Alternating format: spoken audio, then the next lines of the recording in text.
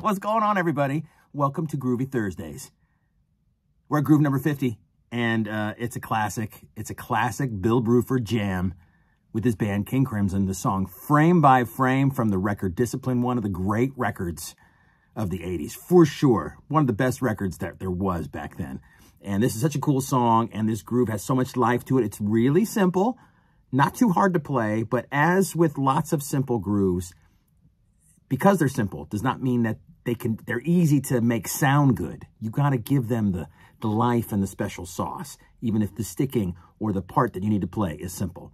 All that being said, let's get into it frame by frame. All right, you're probably wondering where I'm at. I'm in my office at Sweetwater. It's way late in the day, past work hours and all that kind of stuff. I'm just kind of hanging out here, getting this done for y'all. I just got off the road with Steve Hackett, so I'm kind of like discombobulated with my schedule and everything, but the groove must go on. The Groovy Thursdays must still happen. So we're doing that right now. Okay. Excuse my craziness. I apologize. All right, let's get into it. It's a 2-bar phrase repeated over and over again. Pretty simple there at about 156 BPM. So a nice clip, nice energy at that tempo. Now the sounds that Mr. Bruford has on that record, he was well known for using rototoms as just a great percussion instrument in his kit. The sound of the rototom was like an iconic sound for Bill Bruford. He used that almost like a hi-hat, like a ride cymbal. He rode on the rototom quite a bit. So that's what you're hearing in this tune. So in my demo at the beginning of the video, I did it on my tiny 8-inch rack tom on my DW kit. I mean, you could do this on the rim of a drum. You could do this same groove on your ride cymbal, on your hi-hat. You can do it anywhere, on your floor tom. Doesn't matter. Just kind of wanted to give you some backstory of why it sounds the way it does, the way Bill Bruford does it on the record Discipline, because it was a unique sound that he really utilized quite a bit in a bunch of his playing and on a lot of his songs. The part you're going to be playing in your hands is the same, both bars. We'll get into the sticking in just a second, but let's start with the kick drum pattern. It's super simple, all on the downbeats of quarter notes. So in the first bar, you have a kick drum right on the downbeat of beat 1, then a kick drum right on the downbeat of beat 4, then in the second bar, it's on 1 and 2, downbeats of 1 and 2, and then on beat 4. So, clapping out that rhythm sounds like this. 1, 2, 3, 4, boom. Boom, boom, boom. Boom, boom. Boom, boom, boom. Boom, 1, 2, 3, 4, 1, 2, 3, 4, 1, 2, 3, 4, 1, 2, 3, 4, 1. And if you listen closely to Tony Levin's amazing bass playing, he's playing stick on that tune, stick bass, I believe. He could be doing his finger thing on the Fender, but it sounds like stick to me. Anyway, I'm going a little crazy today. I apologize. They're playing the exact same rhythm, okay? So it's pretty easy to follow along. Kick drum goes along with bass guitar. Now let's get into what's going on in the hands. Again, first bar and second bar are exactly the same, so we'll just concentrate on the first bar here. The way this sticking is played is that everything that's on the rack tom for me is all in my right hand, and everything that's on the snare is in my left hand. Obviously, switch it around if you're a left-handed player. If you're open-handed, I mean, you could play it open-handed. I don't think it really matters. It's just the pattern that you're going to be playing. Whichever hands you use, that's the important part. First thing to be said, you play every 16th note in the bar, in both bars in the phrase, right? All 4 16th notes of every beat. So in the first beat, it's just back and forth between the hands. For me, it's right, left, rack, tom, snare, rack, tom, snare. Then it changes up for the second beat, basically doing a paradiddle. So you have right, left, rack, snare, rack. Simple there. Beat 3 is kind of an inverted paradiddle. You do snare, rack, snare, okay? Left, right, left. And then beat 4 is back to just back and forth, right, left. So one more time, we'll do beat 1 is right, left. Beat 2 is right, left.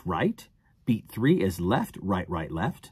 And beat 4 is right, left. So these are really just simple rudiments in a 4-beat phrase, repeated over and over again. But, there's always a but here, where the snare accents fall, where they lie, is the special sauce. Also, I will say it here, you know, the sound of Bill Bruford's drum kit also gives it that special sauce. He had a very high-pitched, ringing metal snare drum, along with that rototom that he's riding on with his right hand.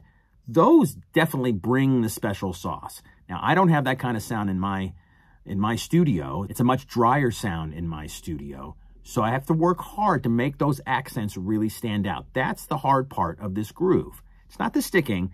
it's laying into those accents, so everything that's going on in between, because you're playing all the 16th notes, those accents really need to jump out. If you break down the snare accents, take everything else away, the first one lands on the downbeat of beat 3. So in essence, this is a halftime feeling groove.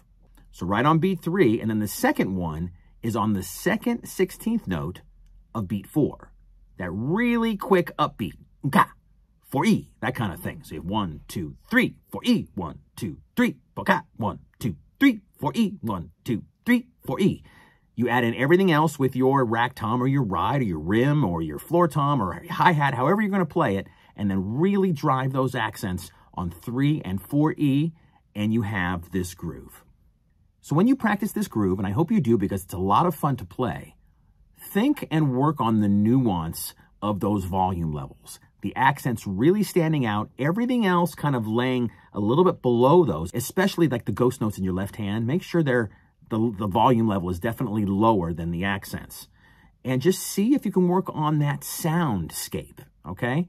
It's a great tool to have in your arsenal. When you can really make the sound of any part of your body stand out when you want to or be quiet when you want to, that's a great thing. One last thing I'll suggest about this tune is to check out the drum fills that Bill does around this song. I mean, really nobody played drum fills like him. He had such a unique feel and sound to the way he played drums. Really cool, and he did some really creative and fun fills in this track. And there you go, a quick and simple, but not so easy to play, groove for this week's Groovy Thursdays. I hope you enjoy it. If you like what's going on here at Groovy Thursdays, I ask that you like this video, share it with all your friends, subscribe to the channel, bring on the comments and suggestions for future grooves. It's the holiday season. It's almost Christmas, so I wish you all the best and have a great holiday season, no matter what you're celebrating out there. Thank you so much for watching, everybody. We'll see you next week for groove number 51. 51. 51. Cheers, everybody.